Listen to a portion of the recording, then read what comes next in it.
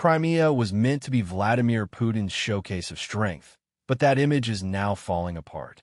The peninsula has turned into a place of uncertainty, scarcity, and logistical strain for over 2 million residents. The latest and most alarming sign of this collapse happened on January 28th.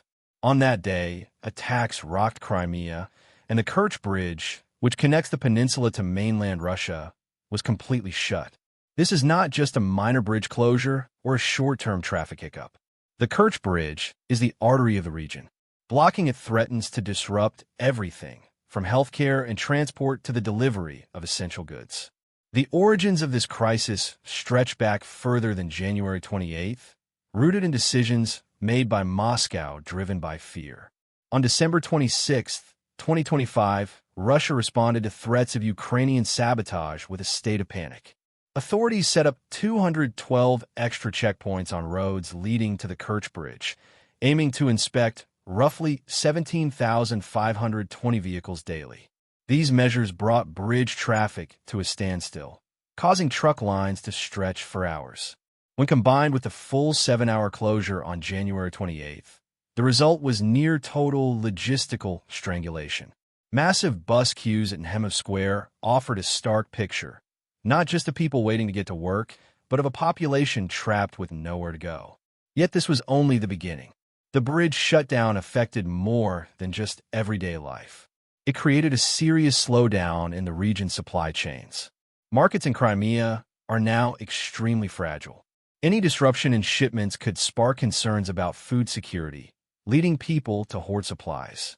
Limited ferry capacity and unpredictable winter weather turned the peninsula's self-sufficiency into a major strategic concern. These issues are made worse by Crimea's ongoing fuel and water shortages. Throughout 2025, Ukraine's targeted strikes on Russian refineries and fuel depots caused serious energy deficits. By September 2025, gasoline and diesel prices were frozen, and drivers were limited to 30 liters each. Images circulated showing men stealing fuel from neighbors' cars, scenes that could become more frequent with bridge closures. These realities completely undermine the Kremlin's narrative that life in Crimea is stable and normal. Lines at gas stations stretch for miles. High-octane gasoline and diesel are depleted in many areas, and in cities like Simferopol, fuel is sold only via coupons or cards. People frantically ask online where to find gas while prices have shot up to 90 rubles per liter. If a region relies entirely on road transport that is constantly disrupted, it ceases to be a livable place. It becomes isolated. The water crisis is even more dire. After the Kakhovka Dam was destroyed, northern Crimea began experiencing severe drought, pushing agriculture to the brink. Reservoir levels are now critically low. Water tankers and purification equipment getting stuck at the bridge could escalate the crisis from bad to catastrophic. In Crimea's once popular tourist areas, like Alushta, only 85 to 90 days of water remain. In major cities such as Sevastopol and Simferopol, taps flow for just a few hours a day. Citizens are now anxious not just about fuel, but also about having enough clean water. This situation exposes the collapse of Russia's propaganda, claiming Crimea was developing. In reality, people are struggling to survive. Militarily, the scenario is nightmarish for Moscow. More than 60,000 Russian soldiers face the same shortages, needing 80 to 100 liters of water daily for drinking, hygiene, food preparation, and equipment cooling. Yet many bases receive only 20 to 30 liters per day, often limited to command centers, leaving entire units severely short. A unit of 1,000 soldiers may receive just 30 liters collectively. But water is not the only concern. Russian forces on the southern front, particularly along the Zaporizhia and Kherson lines, depend heavily on supplies routed through Crimea for ammunition, winter gear, and fuel. When trains are delayed or trucks get stuck at the bridge, artillery becomes inactive, tanks run out of fuel, and a 7-hour disruption can quickly extend into days of shortages. This is Ukraine's strategic approach: paralyze Russian forces logistically before engaging them on the battlefield. Once the bridge is affected, Russia's southern military operations risk severe disruption and defensive gaps. The bridge's repeated closures and tight controls also erode Crimea's image as a hub of tourism and life. The peninsula is now more of a strategic burden. Moscow spends billions of rubles daily to keep the bridge open and maintain supplies, but the results are rising panic, longer queues, and mounting military setbacks. So why was the bridge closed for hours?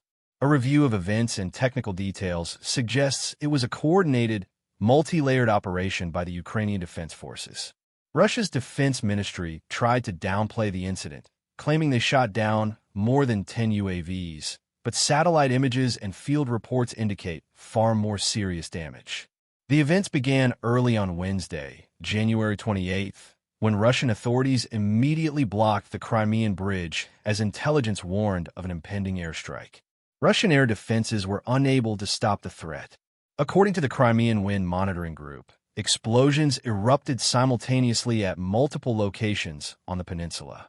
The focus was Russia's key air bases, Belbek, Saki, and Kirch. At exactly 7:39 Kyiv time, two massive explosions shook the Belbek air base near Sevastopol.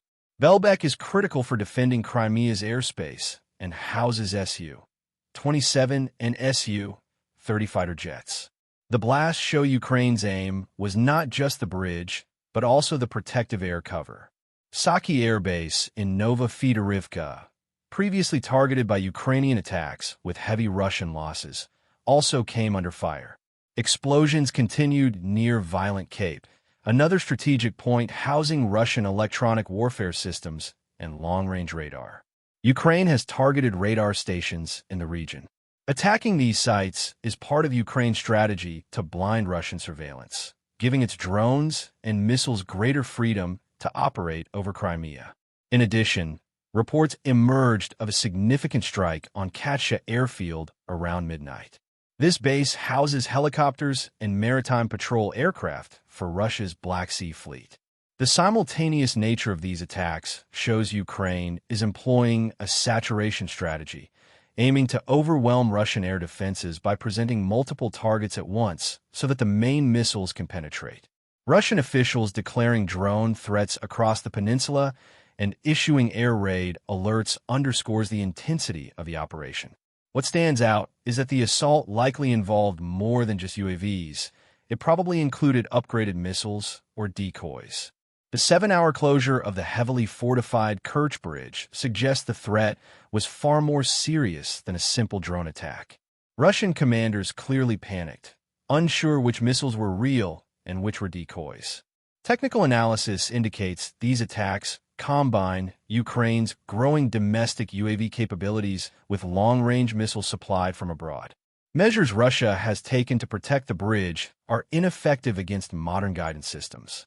From the truck explosion in 2022 to the 2023 sea drone attacks, to this complex air raid in early 2026, Ukraine has repeatedly demonstrated its ability to innovate and strike high-value targets effectively.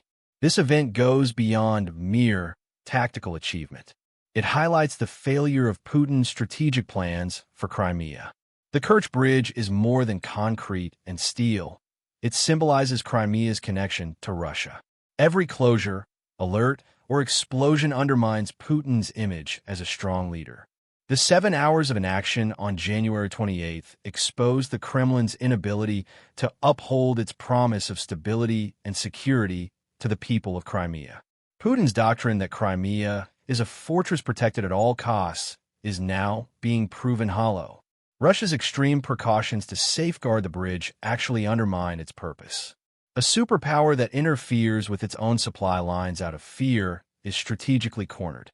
This indicates that while Russia may maintain a military presence, it is losing control administratively and economically.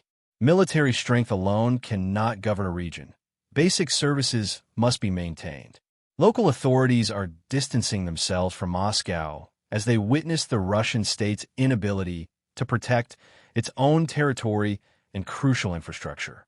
The fuel crisis, which forced Russia to seek gasoline from Belarus, illustrates how the balance of power has shifted.